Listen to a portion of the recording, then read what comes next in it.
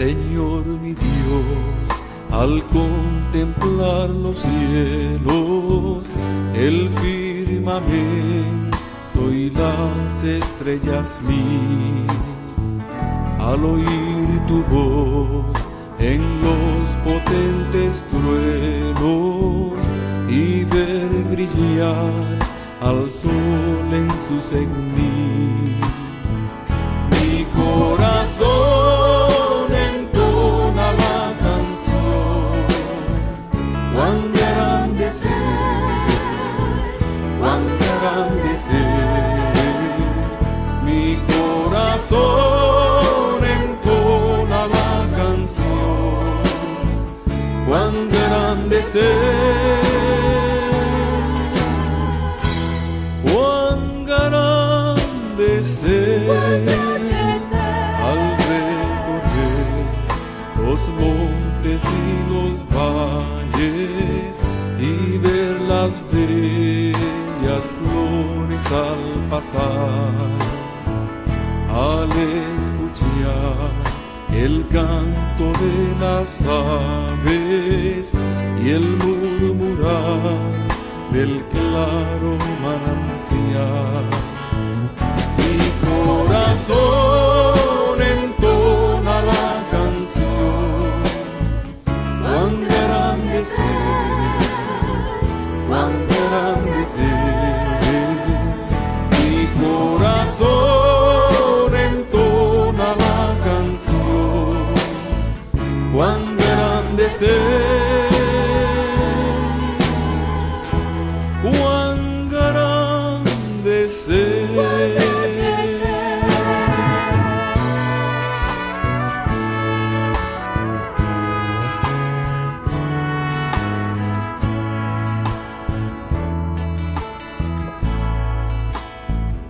Cuando el recuerdo del amor divino que desde el cielo al Salvador envió, aquel Jesús que por salvarme vino y en una cruz sufrió por mí, murió.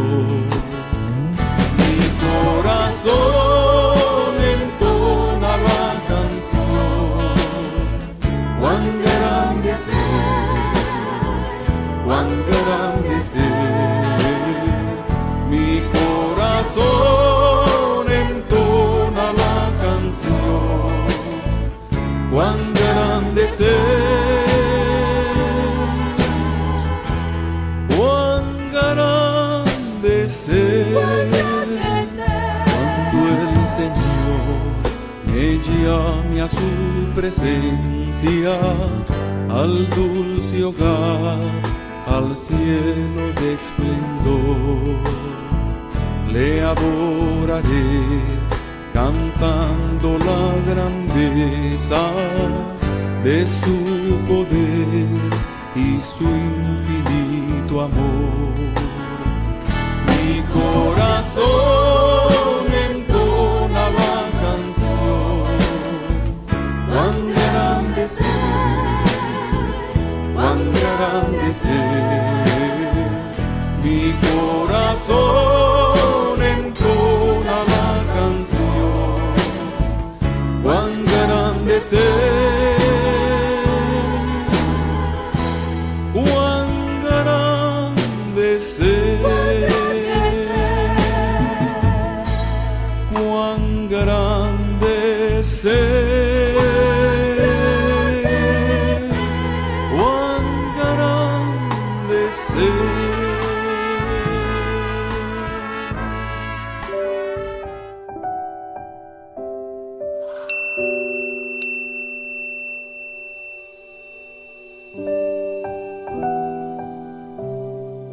Damos gracias a Dios por esta nueva oportunidad que Él nos concede de podernos reunir en su nombre para estudiar su palabra. Y en esta ocasión vamos a mirar la parte final del verso 4 en el capítulo 10 del Evangelio de Mateo, donde leemos: y Judas Iscariote, el que también le entregó. En esta ocasión vamos a estudiar al último de los 12, Judas Iscariote. Oremos. Padre, gracias por la bendición de estar aquí reunidos en tu nombre para poder estudiar tu palabra, Señor. Estamos pidiéndote ahora que tú nos guíes con tu espíritu para poder escudriñar las verdades que tienes para nosotros en esta hora. Gracias por cada hermano que está conectado en este momento, mirando este estudio, Señor. Guíanos en todo lo que hagamos, en el nombre de Jesucristo. Amén. Bueno, entre los 12 apóstoles, contrasta uno con la tónica general del grupo como el hombre inadaptado, solitario, infeliz, a quien podríamos clasificar como la personificación del desastre humano. Su nombre llegó a convertirse en símbolo de la traición. El hombre más vil y más malvado en toda la Biblia. En la lista de los apóstoles siempre se nombra de último, con excepción del libro de los Hechos, en el capítulo 1, verso 13, donde dice la palabra: y entrados subieron al aposento alto, donde moraban Pedro, Jacobo, Juan, Andrés, Felipe, Tomás, Bartolomé, Mateo, Jacobo, hijo de Alfeo, Simón el celote y Judas, hermano de Jacobo. O sea, aquí se nombran los 11, donde el nombre de Judas Iscariote está ausente. Más adelante, en este capítulo número 1 de los Hechos, se escoge a otro discípulo, a otro, para que sustituya a Judas, y su nombre fue Matías. Ahora, Judas, repito, llegó a convertirse en el símbolo de la traición. Después de la descripción de la muerte y el reemplazo de este individuo entre los 12, en Hechos capítulo 1, como acabamos de leer, su nombre no se vuelve a mencionar más en toda la Biblia. Allí queda su mancha, el registro de su terrible pecado, en haber sido el instrumento que usó el diablo para entregar al Señor Jesucristo y llevarle de esa manera a morir en la cruz. Los hombres llevaron adelante sus perversos planes según sus pasiones más oscuras y malvadas. Y de esta manera Dios permitió que sucediera para llevar adelante su plan redentor como Él también lo había planificado. Y Judas juega un papel en este plan. Judas fue el instrumento de la traición. Judas fue el hombre vil que se prestó para traicionar a su maestro después de haber estado con él durante 3 años, siendo testigo de sus milagros, de su poder, de sus grandes enseñanzas y revelaciones que hizo acerca de quién era el Salvador, el Mesías. Quiero invitarles a que juntos exploremos la vida de este hombre. Sabemos que estamos entrando en un terreno lleno de oscuridad, porque la vida de Judas fue eso, un punto oscuro, un punto lleno de tragedia, de alguien que no supo aprovechar los privilegios extraordinarios que tuvo. Vivió con el maestro, estuvo en relación con él de una manera muy personal. Sin embargo, no llegó a conocerle como un Señor y un Salvador. Bueno, miremos entonces la vida de Judas. En primer lugar, su nombre. El nombre de Judas era un nombre muy común en aquellos tiempos del Nuevo Testamento y fue un segundo nombre para uno de los otros apóstoles, como hemos estado mirando, Tadeo. Se trata de una forma personalizada de Judas, el reino del sur, o una forma personalizada de Judá. El reino del sur durante la monarquía judía y la provincia romana de Judea durante la época de Cristo. Iscariote significa hombre de Queriot, un pequeño pueblo en Judea, como a unos 37 kilómetros al sur de Jerusalén. Ahora, todos los demás discípulos, incluso Jesús, eran de Galilea, en el norte. Ya vimos el nombre de Judas, que como dijimos es una forma personalizada de Judá, e Iscariote, que significa hombre de Querioto. Vamos ahora a considerar su llamado. ¿Cómo llegó este hombre a formar parte del grupo de los 12? Judas siempre figura entre los 12 apóstoles. Sin embargo, su llamado específico no se relata en los evangelios. Es evidente que se sintió atraído hacia Jesús, pero con una atracción motivada equivocadamente. Se sintió atraído, permaneció con Jesús hasta el fin de su ministerio.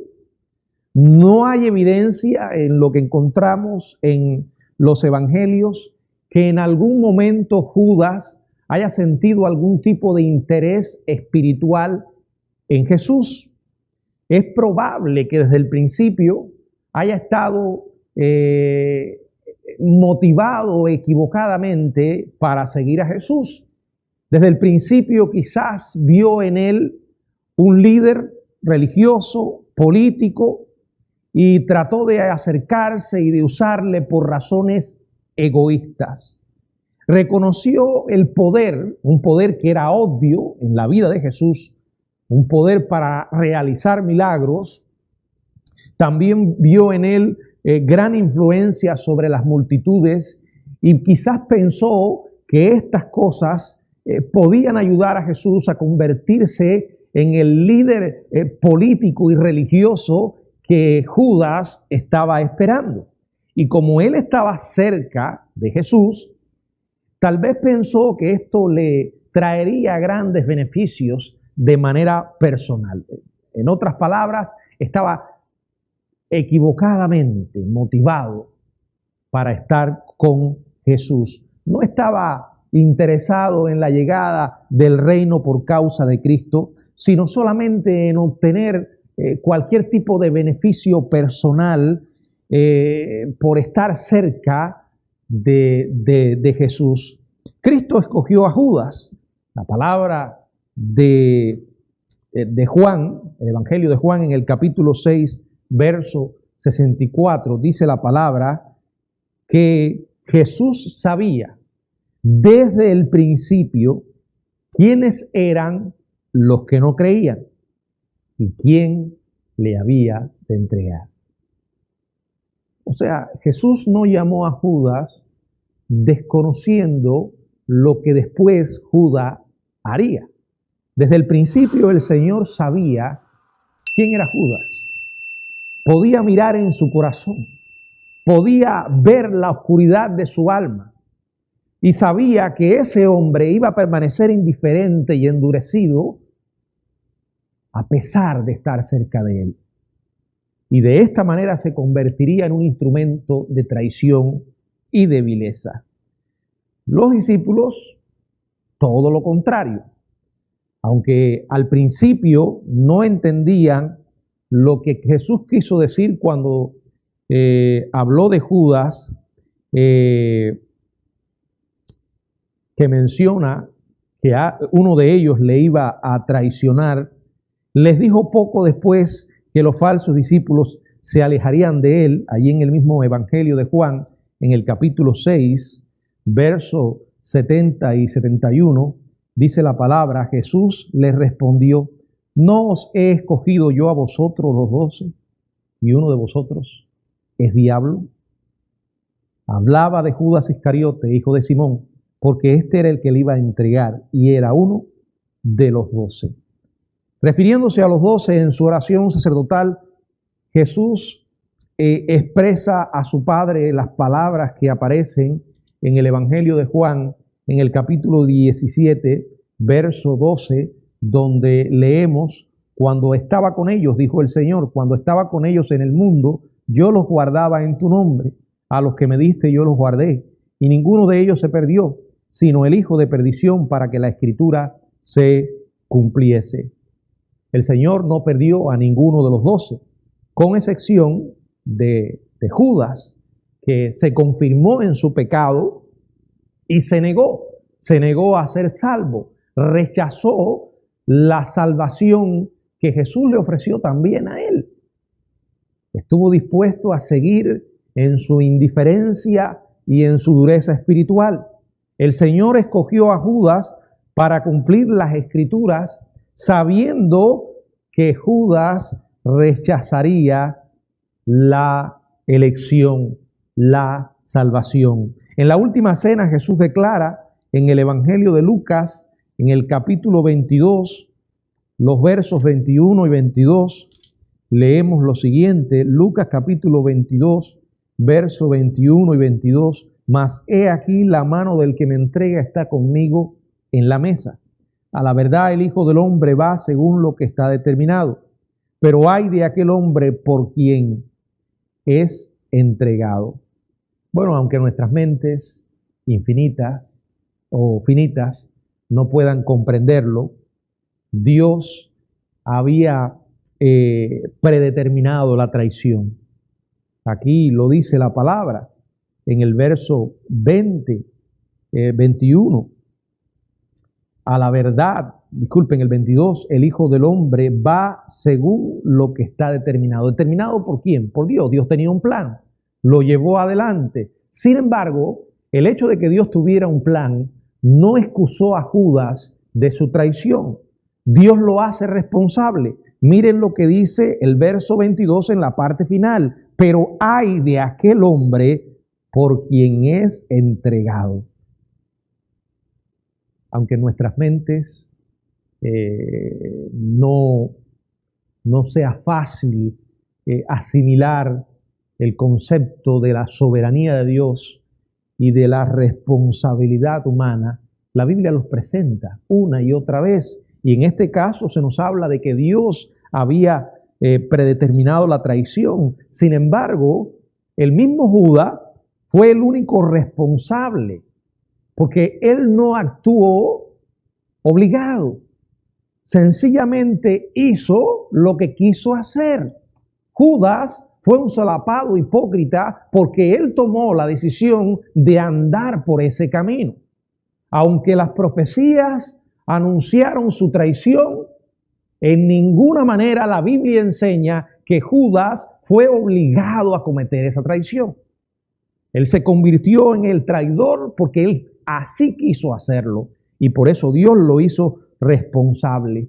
Y aunque en nuestra mente estas verdades estén en aparente conflicto, solo se resuelven en la mente de Dios. La Biblia es clara en que Jesús le extendió a Judas la misma oportunidad de salvación hasta que hizo a los demás, y lo hizo hasta el punto de que su incredulidad fue responsabilidad solamente de él mismo. La palabra dice en Mateo, en el capítulo 23, Mateo capítulo 23, verso 37, dice el Señor: Jerusalén, Jerusalén, que matas a los profetas y apedreas a los que te son enviados. ¿Cuántas veces quise juntar a tus hijos como la gallina junta a sus polluelos debajo de las alas y no quisiste? O sea, Dios invitó a Jerusalén una y otra vez. Sin embargo, los judíos una y otra vez, en su gran mayoría, le rechazaron. La Biblia dice: a los suyos vino y los suyos no le recibieron. Cada ser humano tiene la oportunidad de venir a Dios con un corazón arrepentido y poner su fe y su esperanza en Jesucristo. Algunos creerán, otros no lo harán. Tanto los que creen como los que no creen actúan por su propia responsabilidad. No son obligados a hacer lo que hacen. Aun cuando la Biblia habla de una elección, aun cuando la Biblia habla de que habrán algunos que irán al infierno, no son obligados a tomar esta decisión.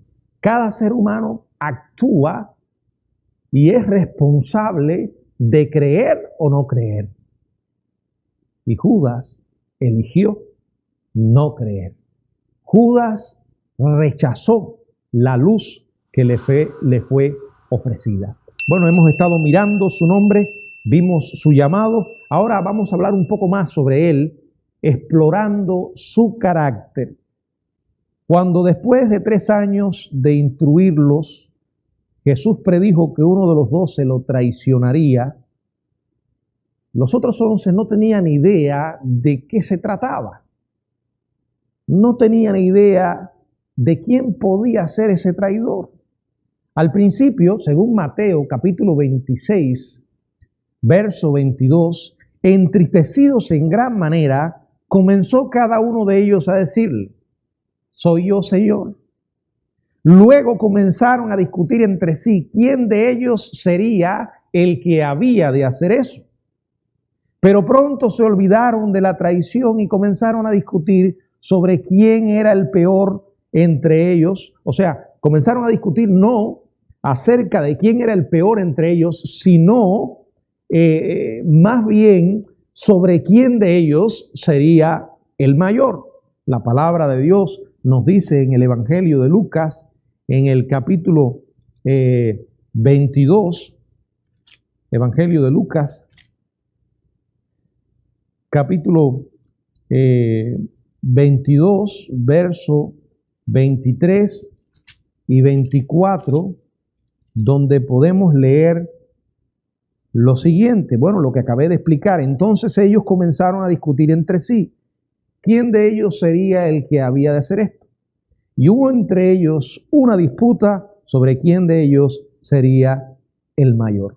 Bueno, la idea aquí es que Judas no era más sospechoso que cualquiera de los demás. Por ejemplo, en Juan, en el capítulo 13, verso 25 y 26, dice la palabra: él entonces, recostado cerca del pecho de Jesús, le dijo: Señor, ¿quién es? O sea, es Juan quien le hace esta pregunta a Jesús. Le responde Jesús en el verso 26: a quien yo diere el pan mojado, aquel es. Y mojando el pan, lo dio a Judas Iscariote, hijo de Simón. Jesús dio entonces el pan mojado a Judas, diciendo: lo que vas a hacer, hazlo más pronto. Los demás seguían sin tener la más mínima idea de quién era el traidor. La palabra dice en el verso 28, pero ninguno de los que estaba a la mesa entendió por qué le dijo esto. Bueno, podemos entonces llegar a la conclusión de que Judas no era sospechoso, nunca lo fue. Jamás en el tiempo que estuvo con los 12 y compartiendo con Jesús, levantó la más mínima sospecha de que él era el traidor y de cuál era su verdadero carácter. Era un hombre que sabía muy bien disfrazar sus verdaderas intenciones. O sea que Judas tuvo que haber sido realmente un hipócrita extraordinario.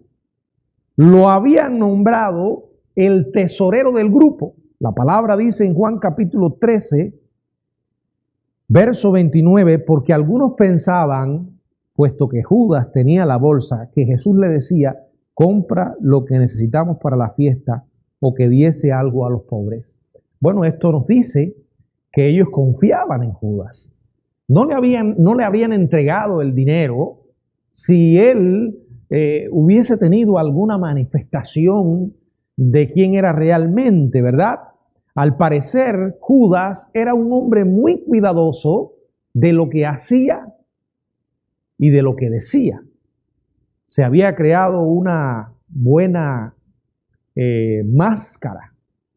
Tenía una envoltura bien hecha. Sus únicas palabras registradas fueron dichas casi al final del ministerio de Jesús, cuando él cuestiona la unción que María hace a los pies de Jesús con un costoso perfume. Entonces Judas pregunta lo que leemos en Juan capítulo 12, verso 5. ¿por qué no fue este perfume vendido por 300 denarios y dado a los pobres? Y luego Juan explica en el verso 6, pero dijo esto no porque se cuidara de los pobres, sino porque era ladrón y teniendo la bolsa, sustraía de lo que se echaba en ella. Bajo la inspiración del Espíritu Santo, Judas había dado esa apreciación, la cual relata cuando escribe su evangelio décadas más tarde. Pero en el momento en que eso ocurre,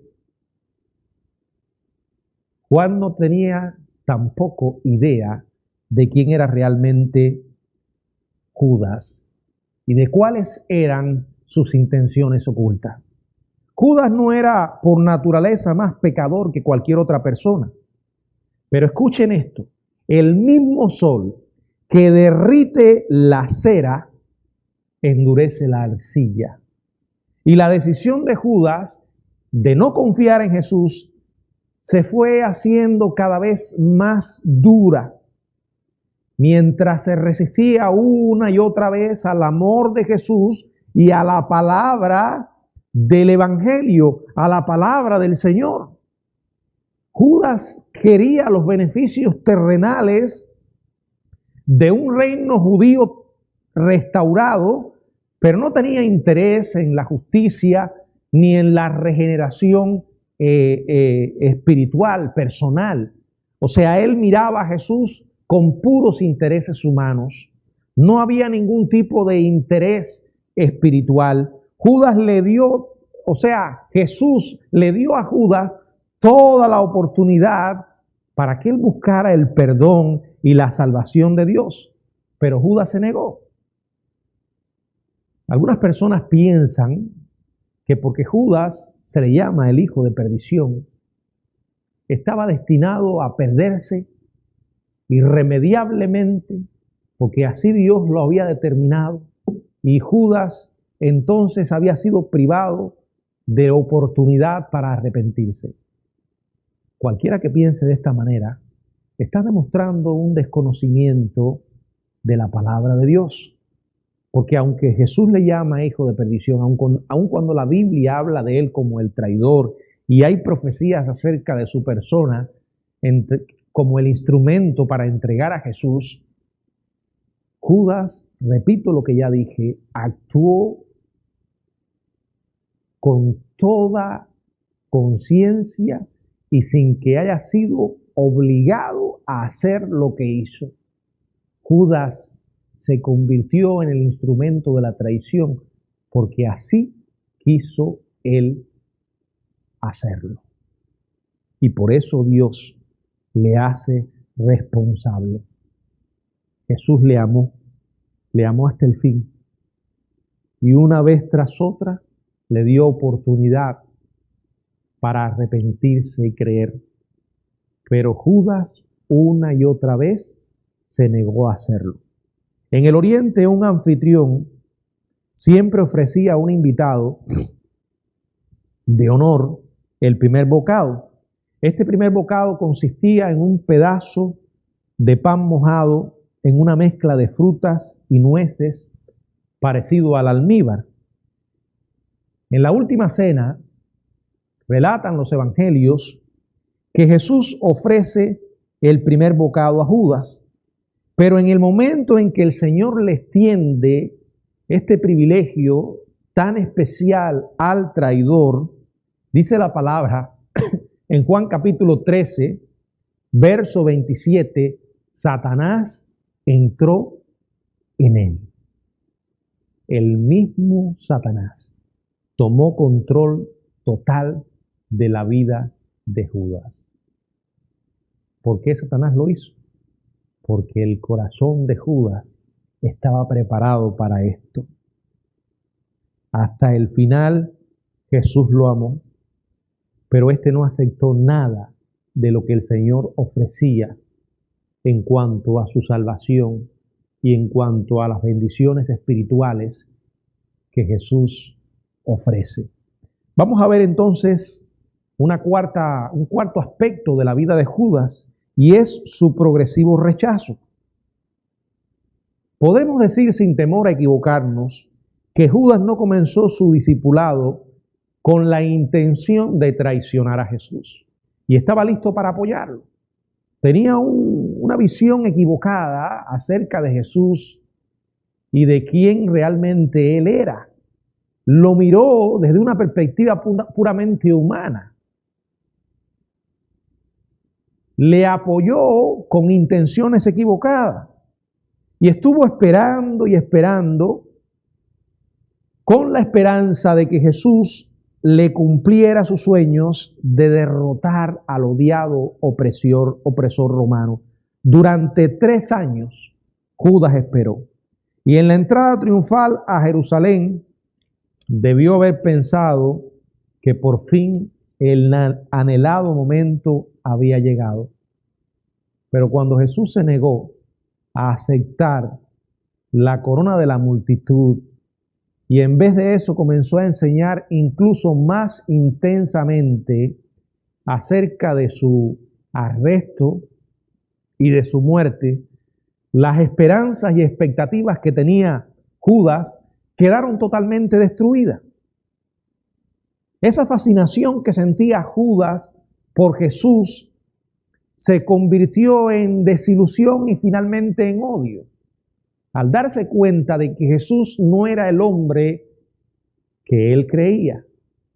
Él nunca había amado a Jesús, sino que simplemente había estado tratando de usarlo. Y en la última noche en que Jesús estuvo con los discípulos, dice la palabra que el Señor les lavó los pies para darle una enseñanza en cuanto a la verdadera humildad y el verdadero servicio. Y declaró, antes de comenzar este acto, no estáis limpios todos. Y dice la palabra en Juan capítulo 13, versos 10 y 11, que el Señor dijo esto refiriéndose a Judas. Después de la lección objetiva que les dio, hace otra advertencia a la que Judas pudo hacerle caso.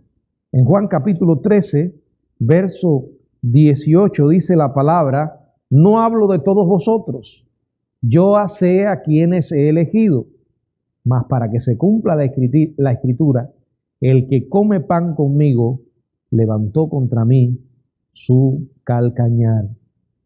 Jesús se afligió por Judas, no queriendo que ni siquiera este hombre perverso pereciera. Como dice la palabra en 2 de Pedro, capítulo 3, verso 9, que Dios es paciente, no queriendo que ninguno perezca. Dios no quiere la perdición de los hombres. El Señor ofrece la salvación de una manera genuina a todos los hombres. Ahora no todos están dispuestos a recibirla. Muchos van a rechazarla y en consecuencia tendrán que enfrentar una eternidad en el infierno. Judas rechazó una y otra vez las palabras de Jesús.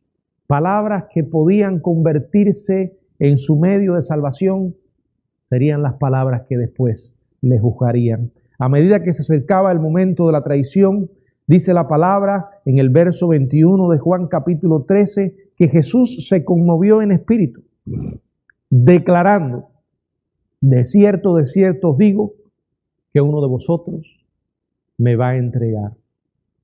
El Señor se afligió por la condición perdida de Judas, se afligió por su muerte espiritual y parece que le hizo la última apelación antes de que fuera demasiado tarde. Él conocía la incredulidad, él conocía la codicia, la traición, la falsedad, la hipocresía y el odio de Judas. Sin embargo, lo amaba. Toda persona no salva está bajo el control de Satanás y sirve a la voluntad del diablo.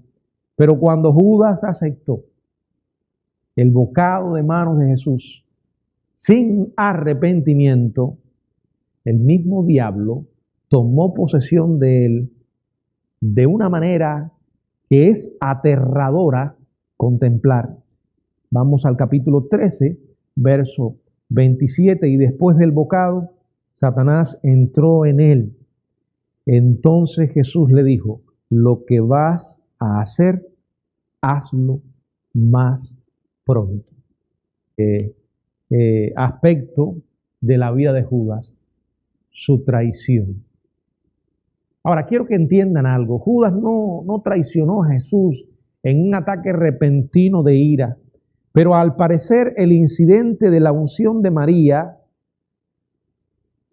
aquel acto de adoración de María para con Jesús, con el perfume, impulsó a Judas a ejecutar su traición. Fue después de esto, dice la palabra en Mateo, en el capítulo 26, Mateo capítulo 26, los versos del 14 al 16, donde leemos lo siguiente. Entonces uno de los 12, que se llamaba Judas Iscariote, fue a los principales sacerdotes y les dijo: ¿qué me queréis dar? Y yo os los entregaré. Y ellos le asignaron 30 piezas de plata. Y desde entonces buscaba oportunidad para entregarle. Lucas agrega un detalle. Dice que Judas buscaba una oportunidad para entregárselo a espaldas del pueblo. Eso lo leemos en Lucas capítulo 22, verso 6. Bueno, es realmente difícil determinar el equivalente moderno del poder de compra de las 30 piezas de plata que Judas recibió por Jesús. Pero se trató de una suma insignificante por traicionar de muerte a cualquier persona. Más aún, tratándose del Hijo de Dios.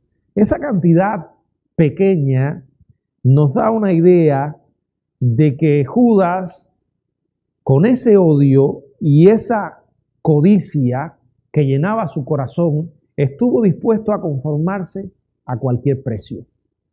No valoró realmente a su Señor y por una cantidad miserable le entregó. Bueno, a fin de que los enemigos de Jesús pudieran reconocerlo en medio de la oscuridad de Getsemaní, Judas había dicho, lo leemos en Marcos capítulo 14, verso 44, dice que les dijo: al que yo besare, ese es. Fíjense el desprecio que le tenía al Señor, que utilizó una marca de amor y de amistad como la señal de traición. Ese beso, que era una expresión de amor y de amistad, Judas lo convirtió en un instrumento para traicionar.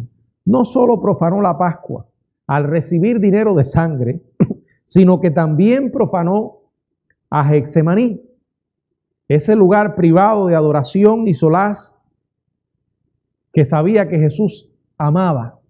Dice la palabra en Juan capítulo 18, verso 3, donde podemos leer lo siguiente. Juan capítulo 18, verso 3. Judas, pues, tomando una compañía de soldados y alguaciles de los principales sacerdotes y de los fariseos, fue allí con linternas y antorchas y con armas. Sin saber que Jesús conocía el malvado plan, Judas estaba creyendo que podía engañarlo con un beso, fingiendo de esta manera amor y lealtad. Pero Jesús ya sabía que los soldados se acercaban, por lo que se les adelantó. Y dice el verso 4 que les dijo: ¿a quién buscáis? Entonces ellos le responden: a Jesús Nazareno. Y él contesta en el verso 5: yo soy. Como para forzar la odiosa determinación de traicionar a Jesús, entonces Judas procede a besarlo. Ahora, es realmente impactante cómo Jesús reacciona frente a este acto de hipocresía, frente a esta farsa de Judas. El Señor lo llama amigo y le pregunta, como dice el verso 50 de Juan capítulo 18, ¿a qué vienes? El amor de Jesús se extendió incluso más allá del punto de no retorno de Judas. Bueno, el Señor le dio una oportunidad más a Judas al hacerle esa pregunta. Jesús sabía claramente a qué iba Judas. Sabía lo que estaba haciendo. Sin embargo, le pregunta, ¿a qué vienes? La última oportunidad, Judas vuelve a despreciarla. Quiero que miremos su final. Su vida fue un ejemplo de oscuridad, de traición, una vida realmente miserable. Y así como fue su vida, también terminó. Cuando Jesús fue hallado culpable por ese juicio, que no era más que una falsa, en el Sanedrín, y fue enviado a Pilato, dice la palabra en Mateo capítulo 27, verso 3 y verso 4, entonces Judas, el que le había entregado, viendo que era condenado, devolvió arrepentido las 30 piezas de plata a los principales sacerdotes y a los ancianos, diciendo, yo he pecado entregando sangre inocente. Mas ellos dijeron, ¿qué nos importa a nosotros? Allá tú. Aunque aquí encontramos que la Biblia nos dice que Judas estaba arrepentido, en realidad ese arrepentimiento no era un arrepentimiento verdadero. Más bien podríamos clasificarlo como una actitud de remordimiento, que no es lo mismo. Porque Judas no tuvo un cambio de mente, no le pidió a Dios perdón, no le pidió a Dios que lo transformara. Él trató de apaciguar su conciencia devolviendo el dinero que le habían pagado cuando vio las consecuencias de su acto malvado. Sin embargo, no se arrepintió. Su corazón no perdonador pasó de venganza contra Cristo a venganza contra sí mismo. Dice la palabra, y fue y se ahorcó. Ahora, algunos cuestionan que la Biblia tiene contradicciones, porque como acabamos de ver, aquí dice que Judas, Mateo capítulo 27, verso 5, fue y se ahorcó. Sin embargo, si vamos al libro de los Hechos, en el capítulo 1, verso 18, dice la palabra, este pues con el salario de su iniquidad adquirió un campo y cayendo de cabeza se reventó por la mitad y todas sus entrañas se desparramaron. O sea, en el Evangelio dice que se ahorcó y aquí dice que se cayó de cabeza y se reventó por la mitad. No hay absolutamente ninguna contradicción. Ambos relatos se complementan y nos ofrecen una información más clara de cómo fue la muerte de Judas. Según parece, Judas falla en su intento de ahorcarse y Lucas, en el libro de los Hechos, nos reporta la consumación de su muerte. Pudo haber sido que la rama a la que la cuerda estuvo atada se rompiera y que Judas cayera por un precipicio o por una colina. Pues dice la palabra que cayendo de cabeza se reventó por la mitad y todas sus entrañas se derramaron. Bueno, hasta aquí hemos visto la vida de Judas. Una vida muy triste. Como dije, alguien que se convirtió en el símbolo de la maldad y la traición. Sin embargo, está registrada en la Biblia, formando parte del grupo de los 12. Y aún de la experiencia y de la vida de Judas podemos aprender. Por eso no quisiera terminar sin antes considerar algunas lecciones que aprendemos de su propia vida. Su vida trágica y malvada nos puede enseñar. Y hay un gran beneficio al estudiar su vida. Primero, este hombre es el ejemplo más grande en todo el mundo de una oportunidad perdida. Este hombre formó parte del grupo de los 12 originales, aquellos que Jesús llamó para que fueran sus apóstoles. Este hombre tuvo la bendición de vivir, de hablar, de ministrar con Jesús Durante 3 años, este hombre escuchó la palabra de Dios de la boca del propio Hijo de Dios. Vio el poder divino manifestado en él. Creo que ningún ser humano ha oído jamás una declaración más completa y más perfecta del Evangelio. Ningún ser humano tuvo la oportunidad de que tuvo Judas de ver una vida tan perfecta como la vida de Jesús. A ninguno de los apóstoles más que a Judas ofreció Jesús advertencia tras advertencia acerca del pecado. Y una y otra vez este hombre lo rechazó. Él le dio la espalda a la gracia encarnada. Y de esa manera se convirtió en un ejemplo, como dije, en el ejemplo más grande en todo el mundo de una oportunidad perdida. Así que no te asombres cuando le estás predicando a alguien y lo has hecho varias veces, muchas veces, y te has rechazado. Judas rechazó al propio Jesús y de esta manera perdió una oportunidad extraordinaria. En segundo lugar, la vida de Judas provee el mayor ejemplo de un privilegio desperdiciado. Este hombre codiciaba las riquezas, las posesiones materiales, cosas que son temporales. Codició estas cosas en lugar de haber heredado para siempre el universo. Todo lo que Jesús le ofrecía. Un mal negocio para Judas, un negocio trágico.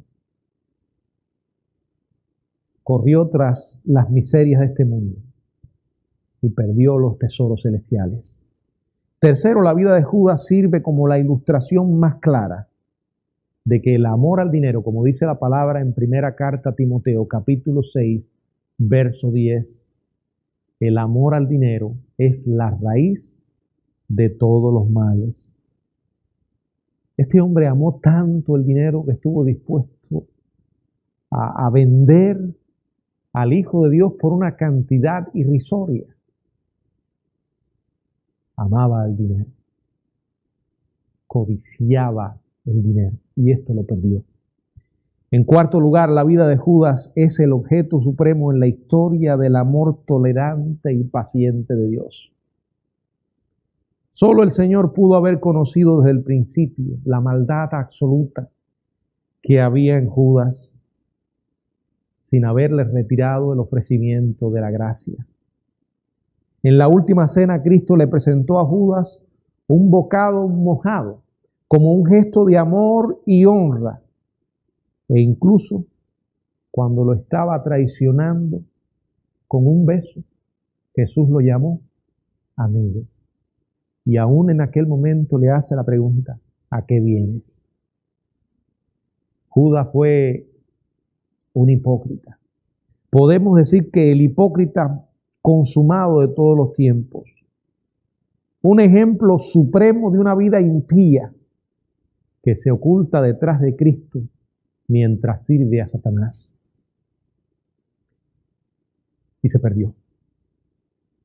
Porque la palabra de Dios dice que no hay nada oculto que no haya de manifestarse. Nosotros podemos engañar a otros, pero a Dios no lo podemos engañar. Dios sabe todo acerca de nosotros. Él mira en lo más profundo de nuestras almas. Él sabe cuándo estamos actuando de una manera hipócrita. La iglesia está compuesta por trigo y por cizaña. Nosotros no podemos saber quién es el trigo y quién es la cizaña, pero el Señor sí lo sabe. No todos aquellos que se llaman cristianos y son parte de una iglesia lo son. Hay muchas personas en el cuerpo de Cristo o en la congregación local que llevan años en la membresía de ella y jamás han nacido de nuevo. Qué triste. Si es triste alguien que nunca se entregó a Cristo en el mundo, más triste todavía es alguien que estando dentro de una iglesia se pierda. alguien que haya estado en contacto directo con las enseñanzas de la palabra y una y otra vez las rechace. Creo que es una realidad muy triste, muy trágica, que cuando alguien es expuesto una y otra vez a la verdad del Evangelio y no lo recibe, se va endureciendo. Va creando anticuerpos. Como alguien dijera, queda vacunado contra la verdad. ¿Por qué? Porque como dijimos, el mismo sol que derrite la cera endurece la arcilla. Unos creerán, otros no lo harán. No importa lo que el hombre diga o aparente, la realidad de lo que somos es lo que ocurre en nuestro ser. Por eso la Biblia habla de la experiencia de salvación como nuevo nacimiento. Jesús le dijo a Nicodemo, tienes que nacer del agua y del espíritu. Tienes que tener un nacimiento espiritual. La salvación es algo que se produce en nuestro interior, primeramente, y se exterioriza. Pero no todo lo que el hombre exterioriza es resultado de lo que hay en su interior. Judas cuidó muy bien su imagen y por dentro era un hombre perverso. Mi pregunta para ti es, ¿eres un hijo de Dios? Pastor, yo llevo 20, 30 años en la iglesia. Esa no es mi pregunta. No, pastor, yo conozco mucho de Biblia. Tampoco te estoy preguntando eso. Pastor, yo tengo cargos en la iglesia. Yo soy alguien con influencia en el cuerpo de Cristo. Soy un diácono, un maestro o tesorero como el mismo Judas. Eso no te salva. Los discípulos confiaban en Judas. No sabían realmente quién era ese hombre. Sin embargo, al final se perdió. No por estar en la iglesia. Eres necesariamente parte de la iglesia del Señor. Lo que nos hace miembros de la iglesia de Jesucristo es nacer de nuevo. Es arrepentirnos y creer. No se trata de lo que conocemos, sino de lo que hemos hecho con aquello que conocemos. ¿Eres tú un hijo o una hija de Dios? Si esta noche te llegara la hora de morir, ¿estás seguro a dónde vas y con quién vas? Tu religión no te puede salvar. Necesitas una relación con el Dios vivo. Si aún no has aceptado a Cristo como tu Salvador, si nunca te has arrepentido de ser un pecador, si nunca te has arrepentido de llevar una vida de hipocresía y de engaño, este es el momento para hacerlo. Pídele perdón a Dios y recibe a Cristo como tu Salvador. Por favor, no imites el ejemplo de Judas. Ven a Cristo ahora. El derecho al cielo solo se recibe por gracia. Cuando nosotros aceptamos esa gracia con un corazón arrepentido. Que el Señor nos bendiga.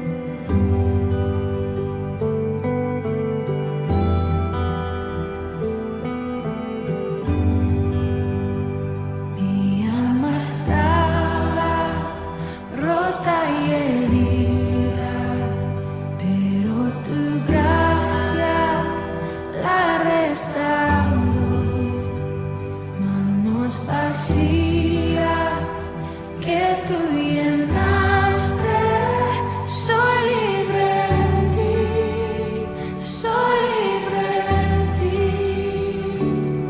Sublime gracia del Señor, que a un pecador salvó. Fui ciego.